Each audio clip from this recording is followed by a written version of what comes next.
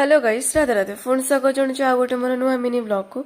आज थी 80तम स्वाधीनता दिवस। तो यही सब दिन आसीगले मन पड़ जाए स्कूल दिन कथा कि आम स्कूल जाऊ कि स्काउट ड्रेस पिंधि के मजा मस्ती करूँ, कोरस गाऊ, लास्ट पटे नहीं घर पलि आसू। बस दिनटा सरीगले पाठ पढ़ा भी नथे आमर से दिन को तो फेरी पारिबुनी। बस स्मृति खेल साहित्य अच्छी। स्वाधीनता दिवस रे उपमुख्यमंत्री प्रभाती परिड़ा रोड शो चलती। आम भी आज स्वाधीनता दिवस रे सेव बुंदी खाइछु। ताकू खाई पड़ी खरा बेल खाଇବା तापर इच्छा है आम टे कौन आज मोमो खावाई।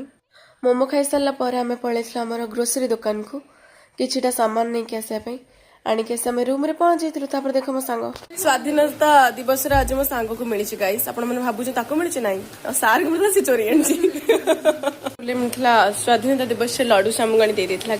मु जो दुकान सब नहीं आसती सब्जा सीड, आलमंड, काजू, हनी तो सब आनिक सब सजेक रखी डबारे।